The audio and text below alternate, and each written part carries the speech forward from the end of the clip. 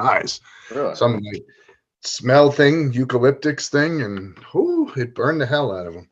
Eucalyptus burned Yeah, you? it's I don't know. I wasn't eucalyptus. She bought something else. We couldn't get the eucalyptus and Okay. everything. I mean, shortly thereafter, my eyes were on fire. So that was the only correlation. The Okay. eucalyptus has always done very well, but whatever we sprayed wasn't good. Okay. I'm still squinting more than I usually do. Yeah, sure. All right, hang on. Let me get this together. But the camera. Hang on. I'm using the wrong camera. That's the problem. I'm not I even using saw the this fancy new camera. thing. Have you seen pivots? Where was it? I did a search last night. Somebody was Pivots. a new pivots or something. I did a search. So let's see if I can find it. Okay. Pivot, is that it? Yeah, pivot. It's a tripod camera. Get my pivot. Okay. AI powered smartphone mount. It tracks like it follows you. This camera, so it Oh, for like the Facebook thing. Okay. yeah. I think I saw it on Facebook. Okay. All right. Let's try the video with the fancy camera and fancy camera. Much better. All right. Fancy camera. And we're recording. I remember this time. I have to go back up and redo the soul in. I think it was the soul install one, was it, Jovi? That I paused the recording because it was taking too long before we got started because I was on early. Mm-hmm. Oh no, it was the Sensorina people that I wasn't recording the first like third of the conversation. Oh, jeez. Yeah, so I'm gonna have to go figure that one out. But yeah, I've been seeing a bunch of Sensorina commercials on Tennis Channel, which we don't usually watch the live stuff. We usually watch just play matches. But when the channel's actually running, they run a lot of commercials. And one of them that they run every time is the Jack Sock Sensorina commercial. Microphone built in. No, that sounds okay. What do we think about this microphone? Do I sound any different to you than I did a second ago? Little lower, that's all. A little lower, meaning less volume? No, little lower, deeper. Deeper. Oh, that's what I'm going for. I'm going for deep. All right. Now you're gone. So what happened? Lost you.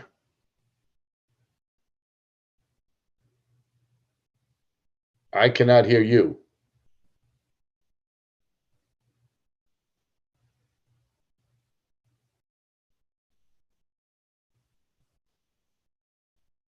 So we're going to go back to the other camera. There you are. Now I hear you. Do it this way. Yeah, the phone sometimes says, hey, I'm a microphone too if you want to use me. And I thought I'd try it. Okay, so skipping to the point, today's conversation is what we are going to call social, this is a working title, social media discussions. Okay. How's that? Different episode format than we usually do. So we were going through the episode formats that we already have. We're in our third season with the Atlanta Tennis Podcast. We've done 9 episodes so far this year, 2023. We've done 2 bonus episodes, which was fun, a what is GoTennis and a why does GoTennis exist episode without the big intro and the big outro. And we got 2 more coming, which would be, what, why, how is GoTennis going to help? And when is GoTennis coming? So those next question is, when are those episodes coming? And I'll give you the very specific answer of soon.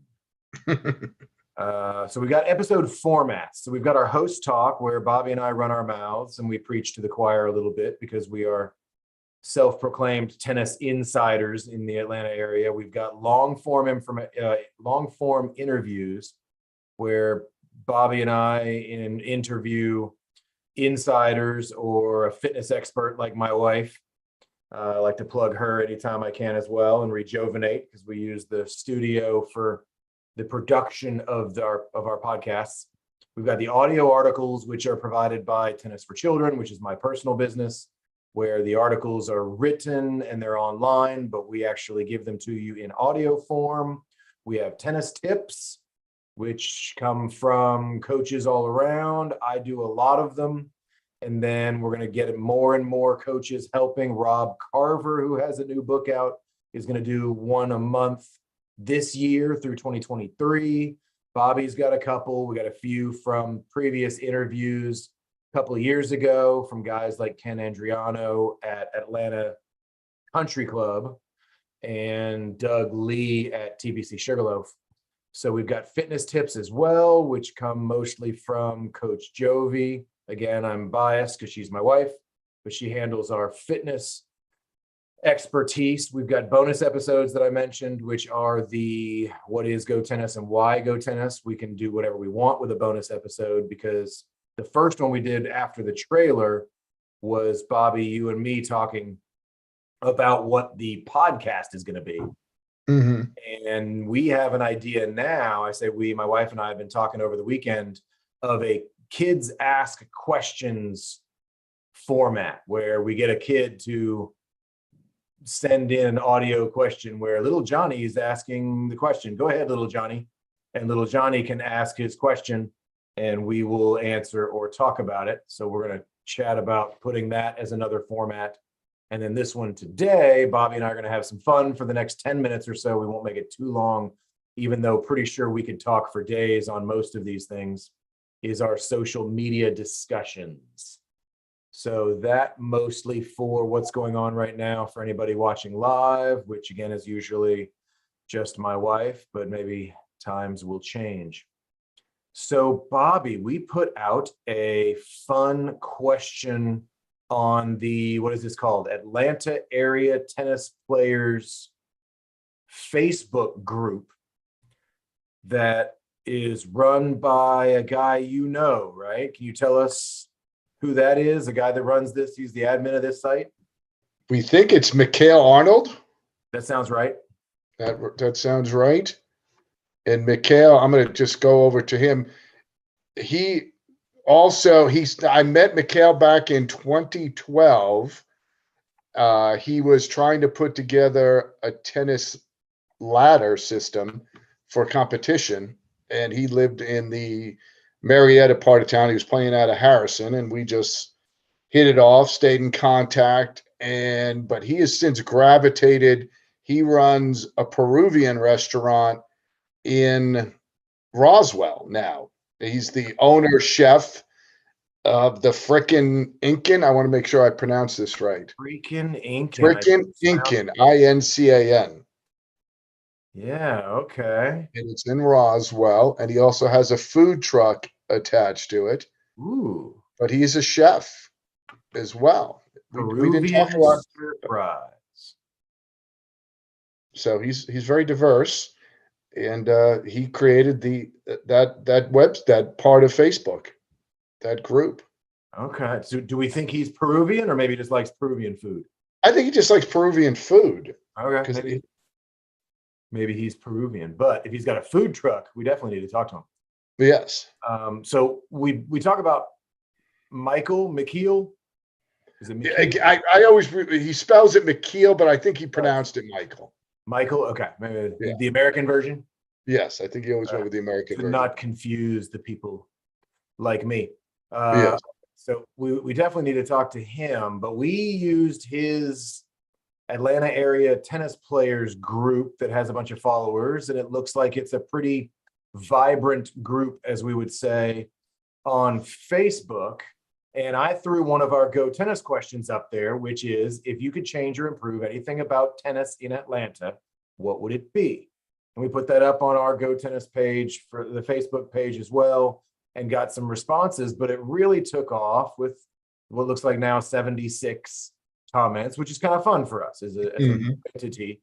76 comments has been a lot of fun, and we decided we wanted to get together and do a quick live conversation about it on the YouTubes, as well as we'll put it out as a podcast as well. But we kind of narrowing down some of the main themes and some of the questions And I'll let Bobby start because one of the questions that the first thing that came out was get rid of pickleball courts. It was the first question that, or first answer that jumped in there. So how would you respond to that?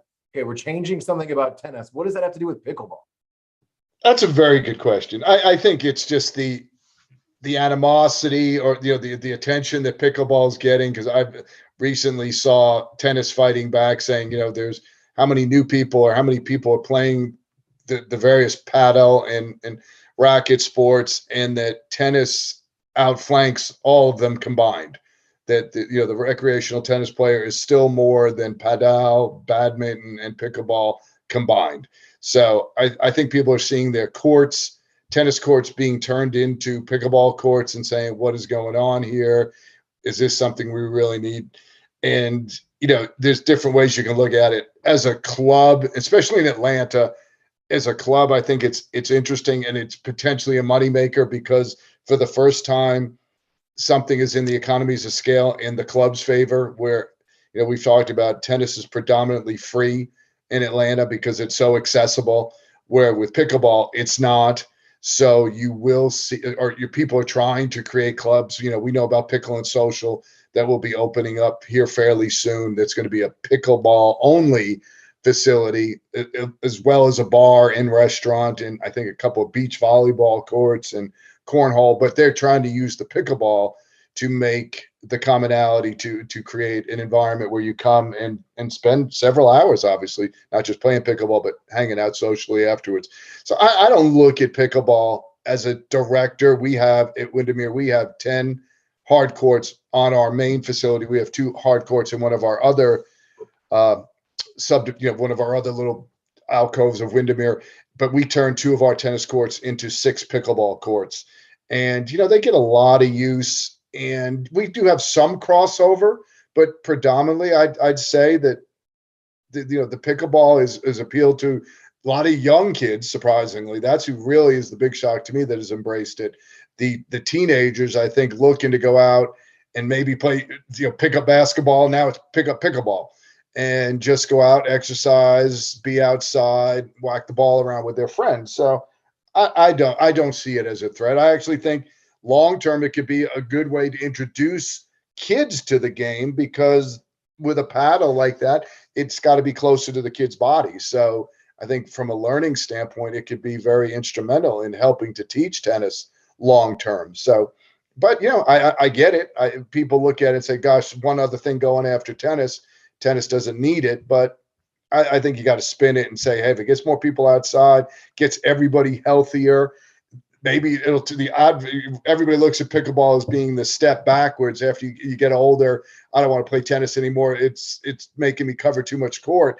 You might look at it and say, hey, I enjoy this. Let me take the next step and go play tennis. And there's been a lot of injuries in pickleball because it's a stop and start sport in a short amount of space. So I'd be curious to get an orthopedic and say, is it really that much easier on your body than people think, as opposed to tennis? So look at your demographic as well. A lot of injuries in pickleball. Who plays pickleball? exactly, older People that have already had a hip replaced. Yeah, it's older. So yeah, it'll, like I said, it'd be interesting. But again, I get it. I see the people's response, but I think there's room for everybody. Yeah, and I like that. I've seen the high school kids at your facility out there, and I think that's a great draw. I think it's easier to get into. I think other than basketball, some of the other sports where size matters, I don't think pickleball has that same limitation. So I think that's good. I think it's bringing people into racket sports in general. It's bringing people outside.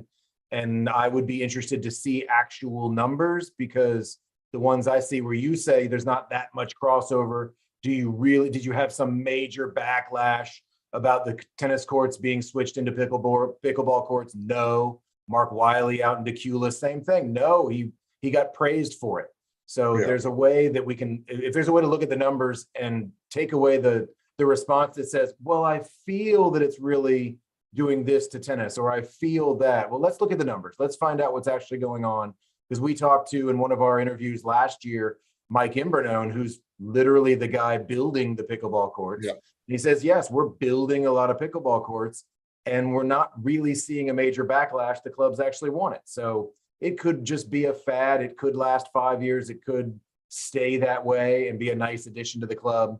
But it's fun for us to see online the response, the back and forth of what people think, because it's one of the things we're going to do with the podcast, one of the things we're going to do with GoTennis, which is we're going to ask these questions. Let's find out what the people want. Let's find out what's on out there, which leads me to my next theme that I have found in the comments, which is about indoor courts. My personal comment was I'd like to see more indoor courts. Now I understand there's always a money question there. Yes. The other response similar to that was more indoor courts, more clay courts. There are issues there. You don't have your facility, and we can talk about what we know personally. I think that is a better way to do it rather than saying, I think Atlanta should do X. But at your facility, you don't have indoor or clay. Correct. We do not. And I look at it and I laugh because I saw the same thing, that the gravitation to the indoor courts that everybody's pushing to, where when we first started 25, 30 years ago, everybody wanted clay courts. I was at White Columns Country Club for 14 years, and it wasn't that we wanted indoor. It was, why can't we get clay? Yeah, we have an aging population. Why can't we get clay? And that was always pushed back on, oh, we're out of room. And subsequently, since I left, they've added clay courts.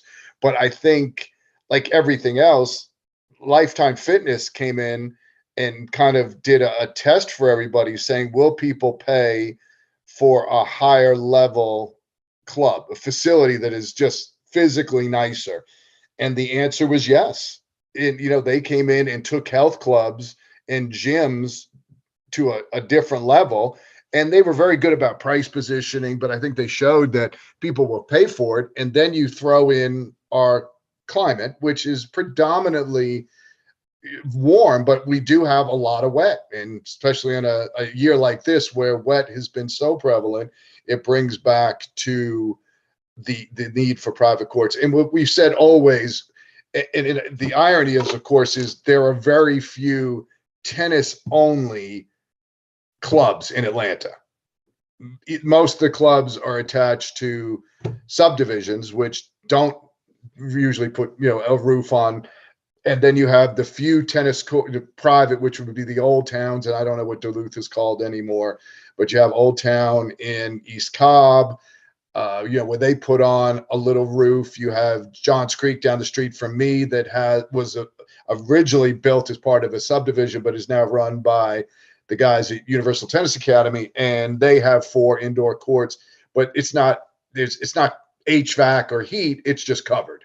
So, but there's differentiators. Bottom line, it's like adding pickleball, it's like adding indoor courts. If you're going to run a club, you go as a marketing, or you go into what is the need? Well, there's a need for this. So what is going to be the differentiator to get people to join my club as opposed to go to their neighborhood?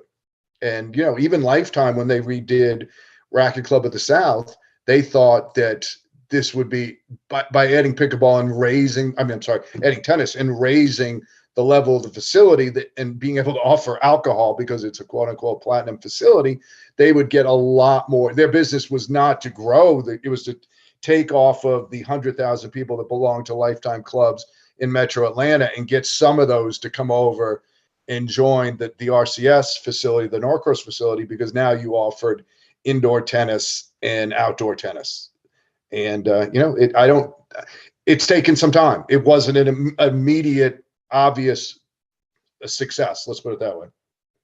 Yeah, and we know a lot about the club side of things. A lot of the comments I'm seeing are targeted toward city facilities or public facilities, if public's even the right word anymore. But the question being, are they doing those demographic market research?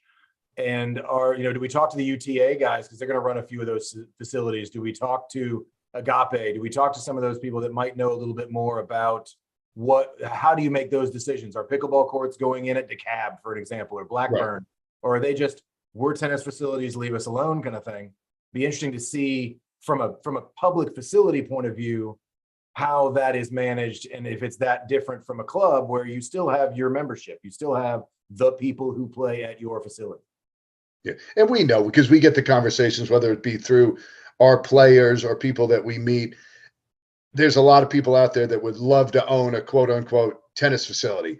And our first retort is, well, as long as you don't expect to be rich, is it possible? Yeah. But if you're doing it to think that you're going to be this, it better be a passion project and something You better that you want already to be get. rich. Right. Or exactly, because you're not going to get rich because you can just do the math on it and extrapolate and say, okay. So again, to make it affordable, make it where people would join. But I do think over the last few years, what Lifetime has done, which injected that quality does matter, weather does play a role. If you can make it affordable and make it reasonable, and then use like James Creek, the model for the the Universal Tennis Academy guys run that facility, and their big thing is to concentrate on their academy. That's something that they can offer to the tournament level juniors. Like, you're never going to get rained out, and I'm right down the street, and I can't offer that. We're going to get rained out.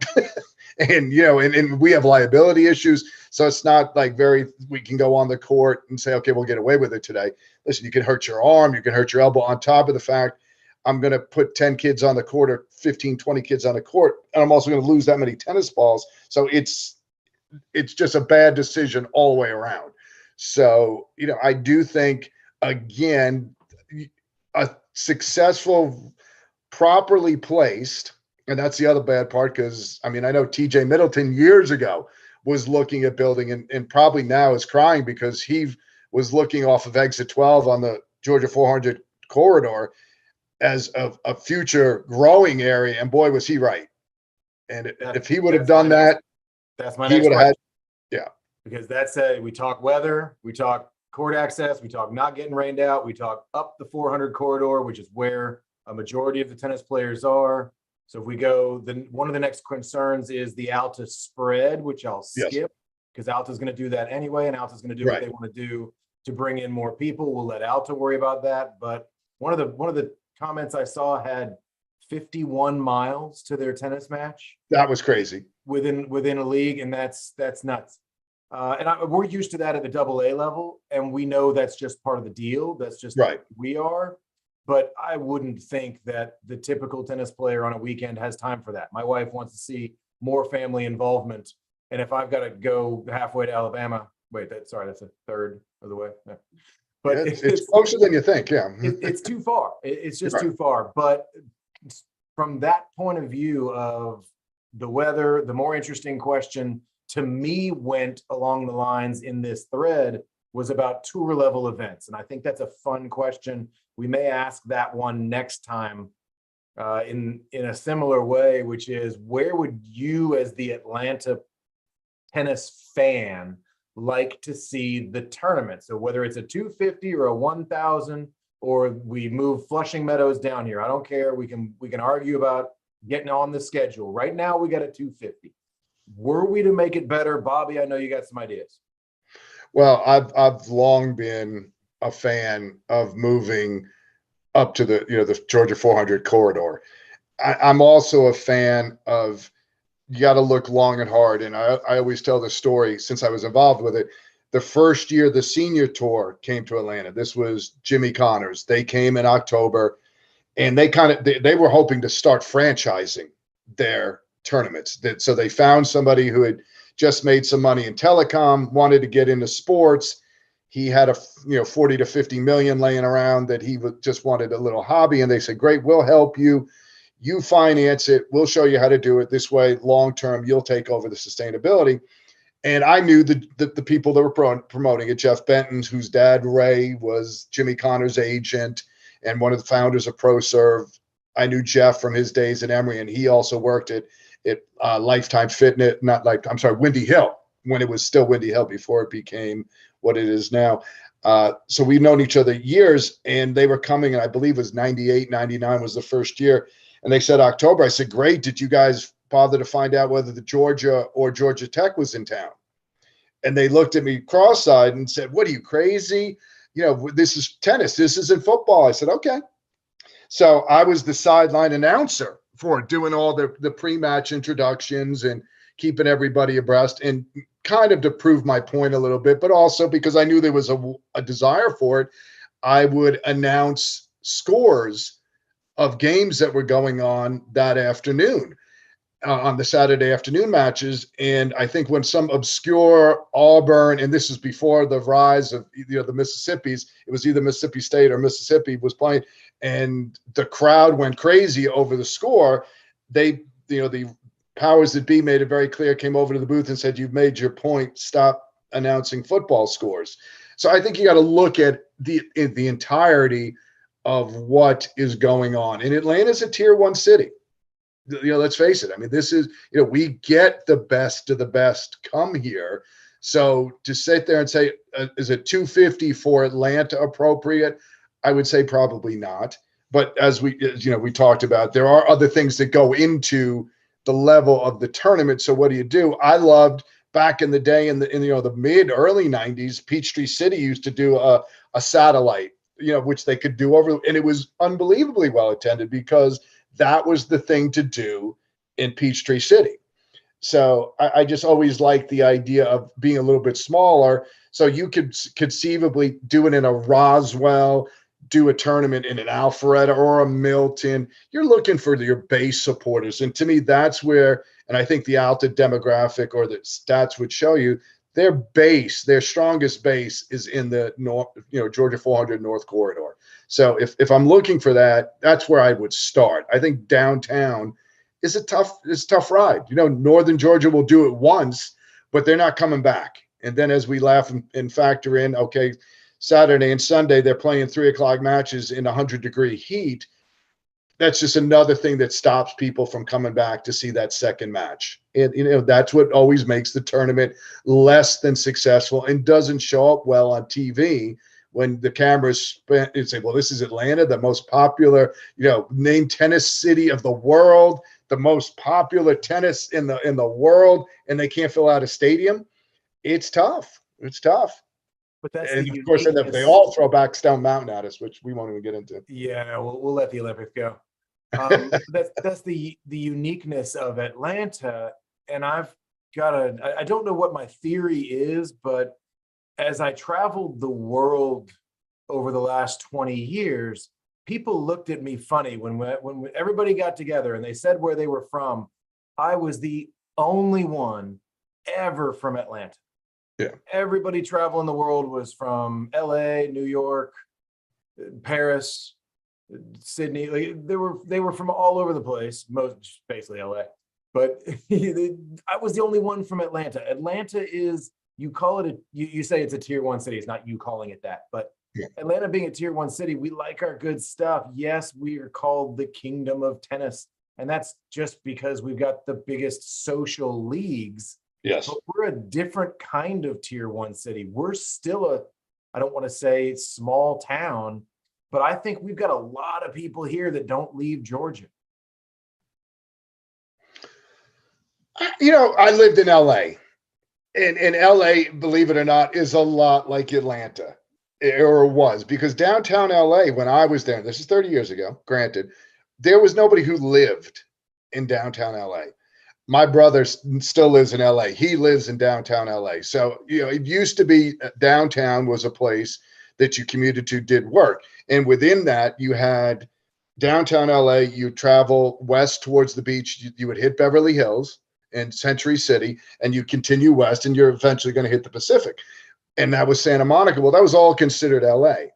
Atlanta is, as we say, Metro Atlanta constitutes I'm incoming, and we're 35 miles away from what you would call downtown Atlanta. And I grew up 35 miles from New York City on Long Island, and we weren't called New York City, but we were very separate, very different, and two different types of people resided in those places. And I that's always been Atlanta. Atlanta has always been a great convention city, or was a great convention city. It was never a touristy place. And I think that those are the little struggles that Atlanta's always had, creating that next level of an identity. You would think with such a diverse population, the arts would be outstanding. We'd have so many different theater groups. And, that's still, and it's money. There's so many different factors that go into it. But, it's tough to put take it and throw and say, this is what Atlanta is. I couldn't answer that. Yeah, and I think that's funny because you talk about the diversity, which is very true, but does that not make it harder for an identity? Yeah. Because we're not all the same. We're very different. I mean, even Atlanta, I think, is very different from LA. I go to California and it looks like what I'm used to, but it's different. There's just something different. And maybe that's a feel, but from an Atlanta point of view, you look at Peachtree City to Cumming to Cobb County to Gwinnett County to downtown Atlanta to Buckhead. They're just different things. They're very different things. And we have, single entity Alta trying to do their thing. And they just say, hey, you guys are in one of these counties, you get to play tennis, have fun. Yes, it's Atlanta, there's traffic. I hope you enjoy hope you enjoy yourselves. But in this case, looking at the pro event, it's that fun. Say, yeah, we'd love to see that. I saw one comment saying we need more ping pong tables. Yeah. Okay, well, that's why I like Facebook sometimes, because you get these things that you just kind of look and you go, huh? I don't understand where you got there. But it's fun. We'll hopefully do these more. I saw one more that I wanted to mention. Where was it? It was junior programs that don't cost parents an arm and a leg. And we were talking about this and having standing in the junior program business, running tennis for children, and you're running a facility that understands programs for kids, that often you get what you pay for. So there is the ability to say, yeah, there is affordable tennis programming out there for kids, but you get what you pay for. And people have to understand that. And one of the things we're going to try to do with GoTennis is help with some of that. Because I'm watching Tennis Channel, I'm complaining about the commercials. But then I try to think, okay, well, how much am I paying for this product? Can I pay extra, like Pandora? I can pay extra to not have the commercials. And in that case, is there an ability to say, hey, you know what? We've got our tennis programming. We're sponsored by Cadillac. And we're going to run a Cadillac commercial every 5 minutes to your children for 30 seconds. And we're going to stop tennis and we're going to run a commercial. Sorry, I'm probably going too far with my analogy here. Or you can pay full rate and we won't run any commercials. Like, there's a way tennis coaches are going to make a living. And tennis isn't cheap if you want coaching. It's free if you want to practice. Go find a board, go find a wall, go practice. Practice is free. Hard work is extra.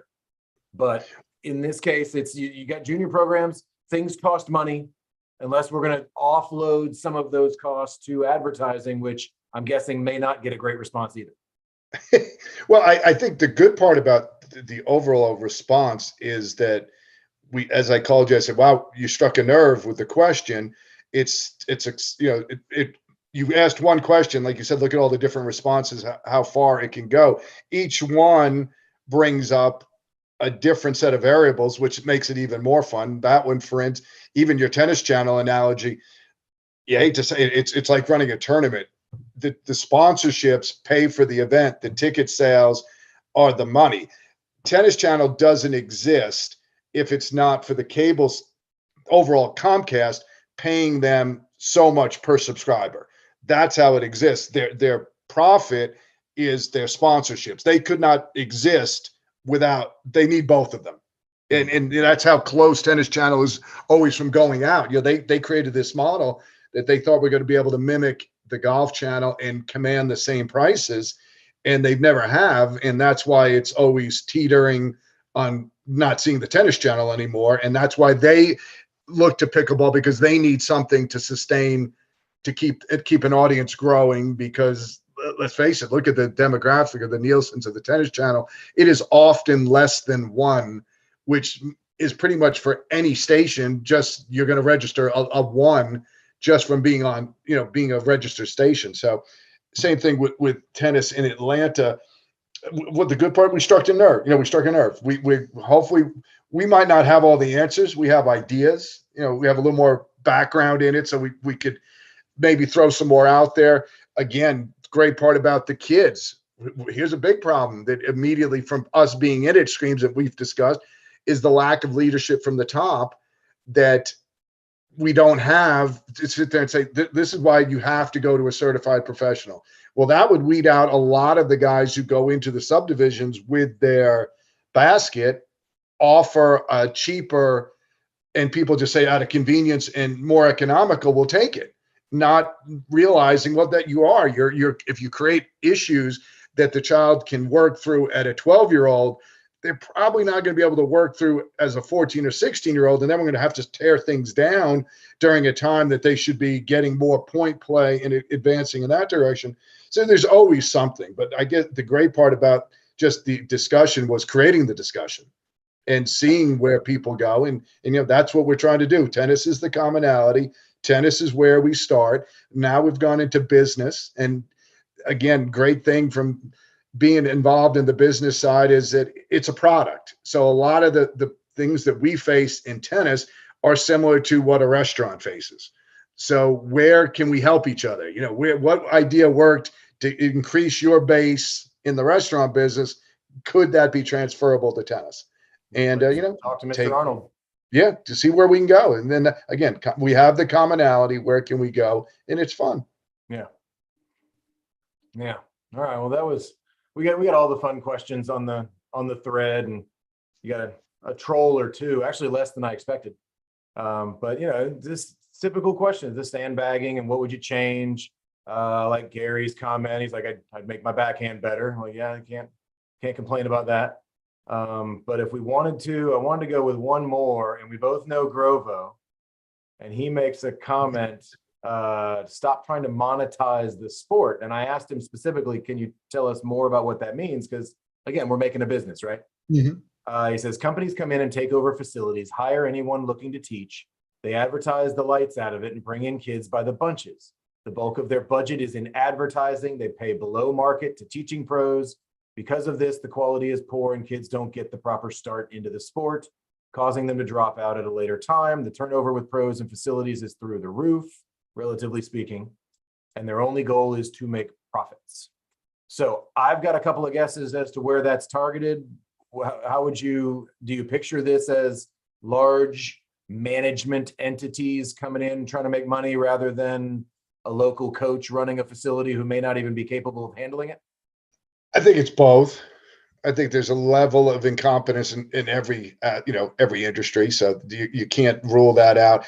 I would defend the other side just as vehemently, just because it's tough, guys. You look at, you think Harrison, okay, here's a city-run facility, and I know it's changed, but there was a time that Cobb County wouldn't allow the teaching pro or a teaching pro to actually be the director. So if you wanted to be the director at a Cobb County facility, you were not allowed to teach at that facility. So we all know tennis is a labor-intensive business. So the margins are not that great to begin with. Then you throw in, as you put in somebody, what we've talked about, a third person or another entity whether it be the city, a landlord, a subdivision. I'm at Windermere. I don't get a salary. What my deal was, I get exclusivity, and I get 100% of everything we generate. And through that, I get guys to work with me. Now, I'm of the belief, from a managerial standpoint and a business standpoint, I'm only as good as my number two. So I want the guys and gals around me to be as good or better than me, which means I got to spend more. So my margins for me, I don't eat off of the other pros like some of the other guys do, and I get it. And and I look at, I had daughters in cheerleading, and I laugh, and my other daughter is in theater. And it's, as I said, even though it's a different name, it's the same thing. They grow, they get excited. It's the first time they've really seen a profit. They're not sure how to scale it. So the thing that was the enticement, because the ratios were better, it was a little bit smaller, it wasn't as expensive. The reason you went there, as they grow, well, those things go away. So now can I raise the level of what I'm offering because I've grown? Yet if you're the instructor or the owner saying, wow, this is the first time I've actually made money. Wouldn't it be nice to take a family vacation? And it's tough. So again, it seems a lot of the questions you look at and say, oh, the answer is obvious. There's so much goes into all of this, which is fun. Again, that's why we can discuss it. And that's why get a perspective of somebody else and say, okay, this is what I think. Okay, so how can we make it better? And again, I think it goes, and we've talked to various, the teaching pro, everybody goes to the idea of this, how well did you play? Where did you play? Well, you're a coach. Bill Belichick didn't play football. Nick Bollettieri was a lawyer. All the stories that debunk the idea your science teacher wasn't Einstein in school, your biology teacher, but Mr. Cooperman was outstanding and I'll never forget him. And he taught me the value of work. Does tennis need to be cultivating that image of, well, this guy just walked off tour, or can you go out and get a 3-5 to 4 player, say, hey, you have a great aptitude to work with kids. This is going to be what you do. But again, in a facility where you only have so many hours to eat, too many times, the guy will just, I'll do it myself, or she'll do it herself. And that's not growing a program. That's being a head pro. That's, capitalizing and making them, you're not growing the program. And I think that goes to a lot of people being in these positions because there's so much that so many of these guys probably shouldn't be in those positions to begin with. So, two different variables play into that. But again, fun discussions. Yeah, and I think GoTennis and the Atlanta Tennis Podcast can help bring what we would consider insider information. Say, hey, we've been doing this for thousands of years. Here's how it's done. Doesn't mean it's done right, but here's how it's done. Here's why it's done. When somebody wants to respond to one of the professional men's players came out and said, I just don't understand why women don't make as much money. Okay, yeah. We can talk about, I don't want to touch the third rail right now. Yeah. But in that case, we can have those conversations, but we can also go to the Alta player and say, okay, here's why Alta is doing this. Hey, Alta, because we know people at Alta and we can have that conversation. Maybe we can take some of that wisdom of the crowd and help the businesses in Atlanta be better at what they do. That's one of the things GoTennis is going to do. Of course, the podcast. And as usual, our 10-minute conversation turned into 40. There you go. And again, that's the beauty of Atlanta because we are so different.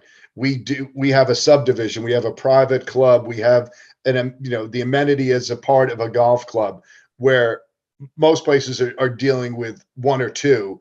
We're dealing with public parks that are out. I mean, gosh, unbelievable public parks in Forsyth that I just see from, being in Forsyth and being in Fulton, that you sit there and go, oh my God, these baseball fields, I die that if I could have played on these baseball fields, considering what I grew up with playing in New York, when you're playing in March and it was freezing and the ground was rock hard and you were afraid for your life because what kind of bad bounce, and you look at the facilities these kids got and go, wow. So there is a lot of money being spent, and that's the great part.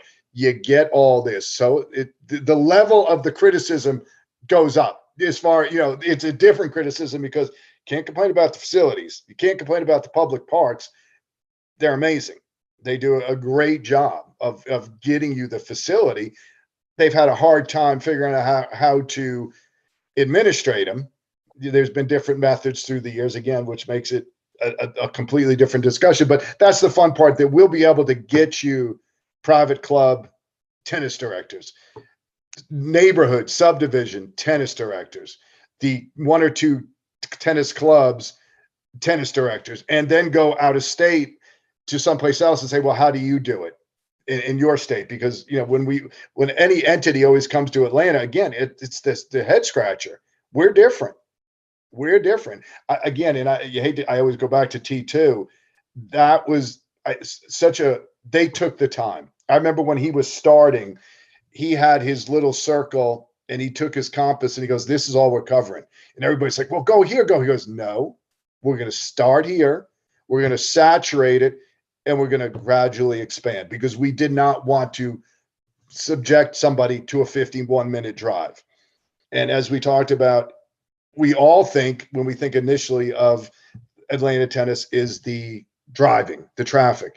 And T2 did surveys and identified that sandbagging was really the number one issue with the majority of players. So he was very conscious about scores and made you record your scores. And if you repeatedly won 6-0, 6-0, you weren't staying a 3-0 player. Sorry, your scores don't justify that.